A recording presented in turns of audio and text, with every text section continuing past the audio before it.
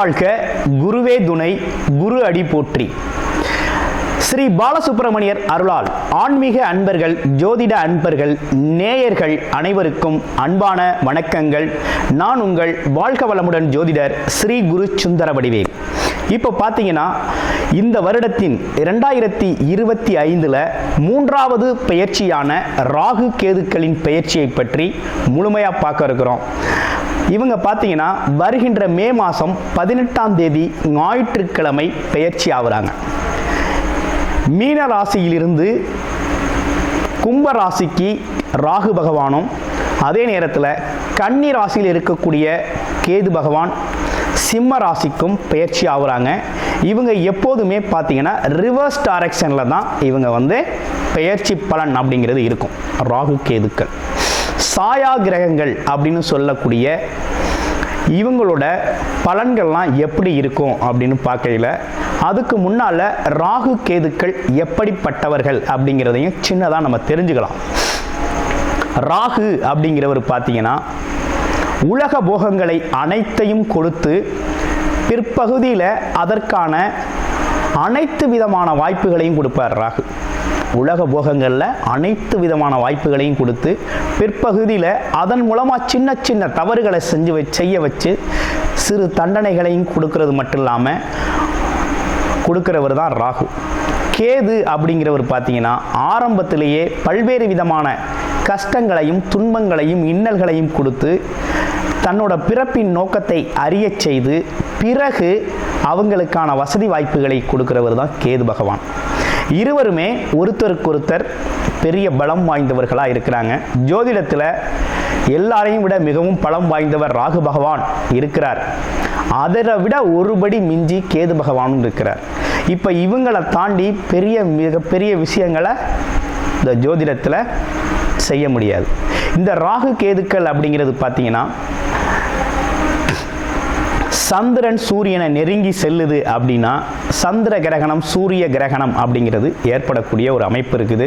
அடுத்து ராகு கேதுக்களுக்கு இடையில ஒருத்தரோட பிறப்பு ஜாதகத்தில் கிரகங்கள் அனைத்துமே அடைபட்டு போச்சு அப்படின்னா கால சர்ப்ப தோஷம் அப்படிங்கிற ஒரு பாதிப்பு ஏற்படும். இந்த காலகட்டத்தில் உங்கள் ஜாதகத்தில் எந்த கிரகம் உச்சம் ஆட்சி பெற்று வலிமையாக இருந்தாலும் அதோட பலன்களை முழுமையாக நம்ம அனுபவிக்க முடியாது அப்படிங்கிற ஒரு சூழ்நிலை இருக்குது. இப்படிப்பட்ட கிரக அமைப்புகளோடு இருக்கக்கூடிய ராகு அப்படிங்கிறது பாட்டனார் சம்பந்தப்பட்ட வம்சவழி சம்பந்தப்பட்ட விஷயத்தையும், கேது அப்படிங்கிறது ஆன்மம் உள்நிலை சம்பந்தப்பட்ட விஷயத்தையும், அம்மா வர்க்கம் சம்பந்தப்பட்ட விஷயத்தையும் குறிப்பெடுத்து தரக்கூடிய ஒரு அமைப்பு அப்படிங்கிறது தான் ராகு கேதுக்கள். இப்படிப்பட்ட ராகு கேதுக்கள் என்ன விதமான பலன்களை தர இருக்குது, இதில் உங்களுடைய ராசிக்கு இந்த பெயர்ச்சி பலன்கள் எப்படி இருக்குது அப்படிங்கிறத முழுமையாக இப்போ பார்க்க இருக்கிறோம். கும்பராசி காலச்சக்கரத்தின் 11வது ராசி அப்படின்னு சொல்லக்கூடிய கும்பராசியில் இப்போ ராகு கேது பெயர்ச்சி எப்படி இருக்க போகுது அப்படிங்கிறத பார்க்க இருக்கிறோம். ராகு கேதுக்கள் அப்படின்னா பார்த்தீங்கன்னா சாயா கிரகங்கள், அது மட்டும் இல்லாமல் தனித்தன்மையான வீடு இல்லாத கிரகங்கள். அதுலேயும் பார்த்தீங்கன்னா எந்த இடத்துல போய் அமர்றாங்களோ அந்த இடத்தை மகாராஜா போல் ஆட்சி செய்யக்கூடியவர்கள் தான் நம்ம ராகு கேதுக்கள். இந்த ராகு கேதுக்கள் நல்ல வினையை கொடுக்க போகிறாங்களா, தீவினையை கொடுக்க போகிறாங்களா, இவங்க எப்பேற்பட்ட அமைப்புகளோட இந்த காலத்தில் பெயர்ச்சி ஆகியிருக்காங்க அப்படின்னு பார்த்தோம்னா உங்களுடைய ராசியிலேயே ராகு பகவான் பெயர்ச்சி ஆகி அமர்றார். இவ்வளவு நாள் வரையும் 2ஆம் இடத்துல இருந்தார் ராகு. கேது அப்படிங்கிறது 8ஆம் இடத்துல இருந்துச்சு. இப்போ என்ன நடந்திருக்கு அப்படின்னா ராசியிலேயே ராகு பகவான் இருக்க 7ஆம் இடத்தில் கேது பகவான் அமரக்கூடிய இந்த நிலை ஏற்பட்டிருக்கு. அப்போ 1 இலக்கணம் 7 இருக்கக்கூடிய ராகு கேதுக்கள் நல்லது செய்யுமா கெடுதல் செய்யுமா அப்படின்னு பார்த்தோம்னா நல்ல வினைப்பதிவுகளை விட இந்த காலகட்டத்தில் அனுபவங்கள் அப்படிங்கிறது உறுதியாக நமக்கு உண்டு. அப்போ என்னன்னு கேட்டிங்கன்னா ராசியிலேயே அமரக்கூடிய ராகு பகவான் நம்மளை பேராசை பிரம்மாண்டம் அப்படிங்கிற அளவுக்கு தூண்டுவார், நம்மளை உலகறிய செய்வார். அது மட்டும் இல்லாமல் நம்மளை வெளியுலகத்துக்கு அறிமுகப்படுத்துவார். ஆமாம், நம்ம ஆசைகளை அதிகப்படுத்துவார், எண்ண ஓட்டத்தை விரைவுபடுத்துவார், பல்வேறு விதமான தூண்டுதல்களை கொடுக்கக்கூடியவர் ராகு. உலக சுகபோகங்களை அனுபவிக்கணும் அப்படின்னு நம்மளை ஆசைகளை தூண்டக்கூடியவர். அந்த ஆசைகள் மூலமாக நமக்கு என்னன்னா தேவையில்லாத ஆக்டிவிட்டிலையும் ஈடுபட செய்வார். நல்லது கெடுதல்களை மாறி மாறி செய்ய வைப்பார். கடைசியில் அதற்கான தண்டனையும் வாங்கி கொடுத்துட்டு போயிடுவார். இது ராகுவோட வேலையாக இருக்குது. கேது எப்படி இருக்குது? 7ஆம் இடத்துல இருக்குது. எந்த இடத்துல ஸ்தானபலம் பெற்றிருக்கோ அந்த இடத்தோட பிரச்சனை, அந்த இடத்தோட தன்மை அப்படிங்கிறது அதிகரிக்கும். இப்போ என்னன்னா கூட்டு தொழிலில் சில பேர் பிரிஞ்சு போகக்கூடிய ஒரு நிலை இருக்குது. இப்போ கும்பராசினியர்கள் ஒரு ஜாயிண்ட் பிஸ்னஸ் பண்ணுறீங்க அப்படின்னா பிரிஞ்சு போகக்கூடிய ஒரு நிலை இருக்குது. கணவன் மனைவி ரொம்ப கவனமாக ஒற்றுமையாக இருக்கணும். ஏன்னா இந்த காலகட்டத்தில் பிரிவினைக்கு அதிகப்படியான வாய்ப்புகள் இருக்குது. கேது பகவான் பார்த்தீங்கன்னா ஏதோ ஒரு காரணத்தால் சந்தேகத்தை உருவாக்கி பிரிச்சிருவார். இல்லைன்னா தீய பழக்க வழக்கங்களை உருவாக்கி விட்டுருவார். இல்லை அப்படின்னா ஆன்மீக பயணத்தில் ரொம்ப அதீத ஈடுபாடு விட்டு குடும்பத்தை விட்டு பிரித்து கொண்டு போயிடுவார். ஆமாம், இந்த உலகபோக வாழ்க்கையே வேண்டான்னு விரக்தி மனப்பான்மையோடு இறை வழிபாடு, கடவுளை அறிய போகிறேன் ஆமாம் அப்படின்னு சொல்லி டோட்டலாக இதை விட்டு வெளியேறக்கூடிய ஒரு வாய்ப்பு அப்படிங்கிறது உருவாக்க போகிறாரு. அப்போ இந்த விஷயத்துலலாம் கூடுதல் கவனம் அப்படிங்கிறது நீங்கள் எடுத்துக்கணும். அப்போ ராகு கேதுக்கால் நன்மை விளையுதா அப்படின்னா கும்பராசி நேயர்கள் கண்டிப்பாக உறுதியாக இந்த காலகட்டத்தில் பரிகாரம் அப்படிங்கிறத கண்டிப்பாக செஞ்சுக்கணும். என்ன பரிகாரம் செஞ்சுக்கணும் அப்படின்னு பார்த்தோம்னா திருநள்ளாறு அப்படி கண்டிப்பாக போகணும். அடுத்து கீழ்பெரும்பள்ளம் போகணும். அடுத்து கஞ்சனூர் போகணும். இப்படிப்பட்ட இடங்களில் போயிட்டு நீங்கள் வழிபாடுகள் செஞ்சுட்டு வரணும். பரிகார வழிபாடுகளை செஞ்சுட்டு வரணும். அடுத்து பார்த்தோம் அப்படின்னா தொடர்ச்சியாக பார்த்தீங்கன்னா துர்க்கை அம்மன் வழிபாடு, விநாயகர் வழிபாடு அப்படிங்கிறத தொடர்ச்சியாக செஞ்சுக்கிட்டு வரணும். ஏன்னா ஞானக்காரகன் 7ஆம் இடத்துலையும் போகக்காரகன் அதிர்ஷ்டத்தை கொடுக்கக்கூடியவன் ராசியிலையும் அமர்ந்திருக்காங்க. 2 இடங்களுமே பார்த்தீங்கன்னா உங்களுக்கு கொஞ்சம் இந்த காலகட்டத்தில் பொருத்தமில்லாமல் இருந்தாலும் குரு பகவான் ராகுவை பார்க்குறார், உங்கள் ராசியை பார்க்குறார். அந்த வகையில் உங்களுக்கு சிறப்பு ஏற்பட்டிருக்கு. எப்படின்னா உங்கள் ராசியில் இருக்கக்கூடிய ராகுவை குரு பார்க்குறாரு. குரு அதுவும் 9ஆம் பார்வை சிறப்பு பார்வையாக பார்க்குறாரு. இந்த சிறப்பு பார்வை அப்படிங்கிறது முழு பலனை தெரியும். அப்போ ராகுவால் ஒரு வருட காலங்களுக்கு கெடுபலன் அப்படிங்கிறது பெருசாக அவங்கள பாதிச்சிடாது. ஆனால் 7ஆம் இடத்துல இருக்கக்கூடிய கேதுவால் இருக்கக்கூடிய சிக்கல்களுக்கு கொஞ்சம் பரிகாரம் செஞ்சுக்கங்க, கவனமாக கையாளுங்க, நியாயமாக தர்ம நியாயப்படி நடந்துக்கங்க, தர்மகாரிய பணிகளில் ஈடுபடுங்க. அதே போல் யோகா, மெடிடேஷன் போன்ற விஷயத்தில் ஈடுபடுத்துங்க. உண்மையை பேசுங்க, பொய் பேசுகிறத நிறுத்திக்கங்க. ஆமாம், இப்படிப்பட்ட விஷயங்கள்லாம் செஞ்சுக்கிட்டால் ரொம்ப நல்லது. திருமண தடை சம்பந்தப்பட்ட விஷயங்கள் சில பேருக்கு ஏற்படும். அதெல்லாம் கொஞ்சம் தடைகளுக்கான பரிகாரங்களை செஞ்சுக்கங்க. ராகு கேது பரிகாரங்கள், பாம்பு கிரக பரிகாரங்களை கொஞ்சம் பண்ணிக்கங்க.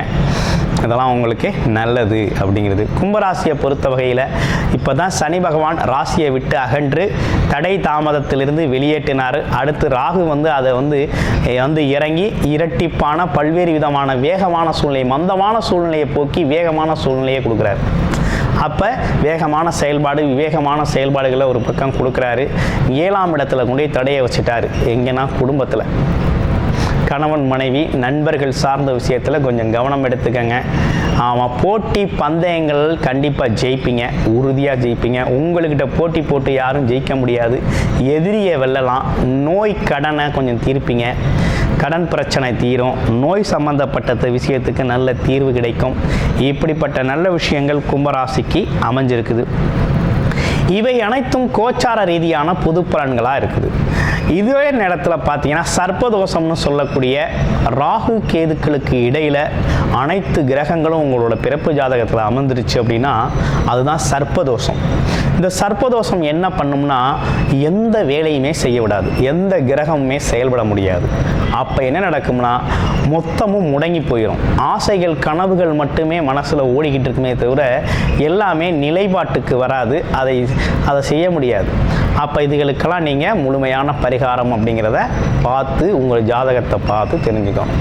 அதே போல் ராகு கேது அமர்வு உங்கள் ராசியில் எந்த இடத்துல எப்படி அமர்ந்திருக்காங்க, ஸ்தான பலம் எப்படி இருக்குது அப்படிங்கிறத பொறுத்து நல்ல வினை பதிவுகளை அனுபவிக்க வந்தீங்களா அல்ல கெட்ட வினை பதிவுகளை அனுபவிக்க வந்தீங்களா, அது பாட்டனார் வழி பாவ புண்ணியங்களா இல்லை பாட்டியார் வழி தாய் வழி பாவ புண்ணியங்களா அப்படிங்கிறதெல்லாம் நீங்கள் தெரிஞ்சுக்கலாம். அனைத்து பதிவுகளும் இந்த ராகு கேதுக்கள் தான் நம்ம முன்வினை பதிவுகளை அனுபவம் செய்யக்கூடியது, அதை அனுபவிக்க வைக்கிறது. ராகு ஒரு பக்கம் ஆசைகளை அனுபவிக்க வைப்பார், கேது ஒரு பக்கம் தன்னோட வாழ்க்கையின் உண்மை நிலையை அனுபவிக்க வைப்பார்.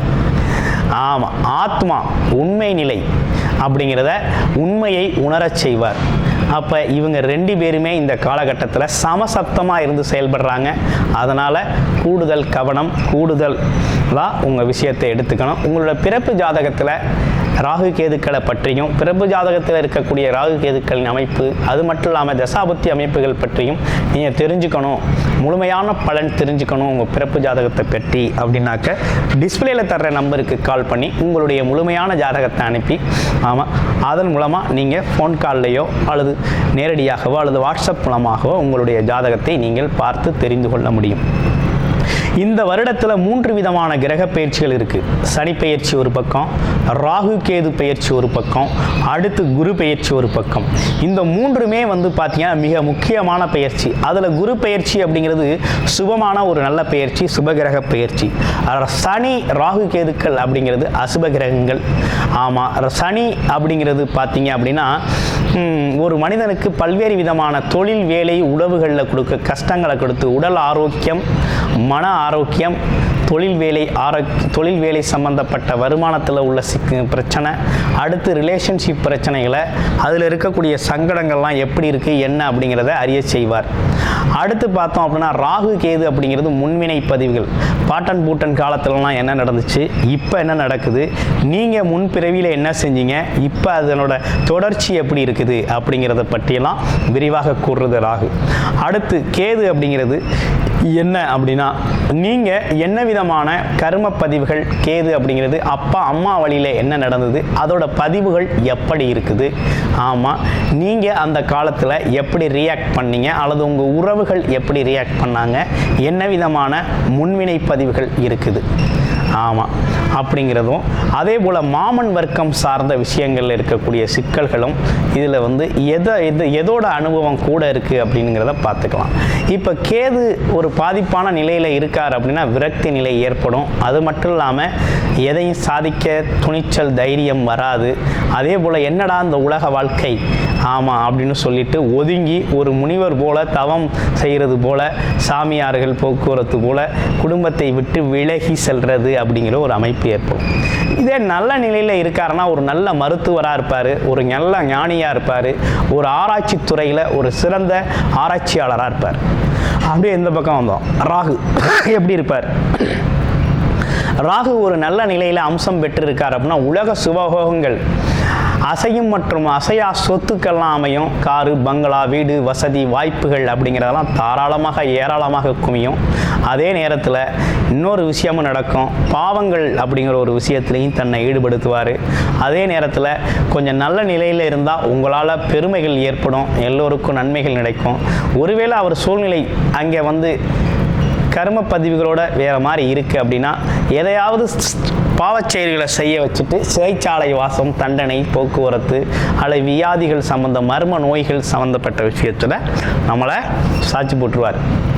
அப்போ 2 கிரகங்களும் பார்த்தீங்கன்னா முக்கிய பங்கு வகிக்கிறது சாயா கிரகங்கள். இவங்க நல்ல நிலையில் இருந்தால் மகாராஜாக்கள் போல் அள்ளி கொடுக்குறதும், கெட்ட நிலையில் இருந்தால் தன்னை தன்னோட கிரக அமைப்புகளில் பல்வேறு மாற்றங்களை உருவாக்குறதும் பார்த்தீங்கன்னா இவங்க தான். ஸோ உங்களுடைய பிறப்பு ஜாதகம் ரொம்ப முக்கியம். நீங்கள் இப்போ இருக்கக்கூடிய கோச்சார நிலைகளில் இருக்கக்கூடிய நிலைகளுக்கான பரிகாரங்கள் அனைத்தையும் செஞ்சுக்கங்க. நன்றி, வணக்கம், வாழ்த்துக்கள்.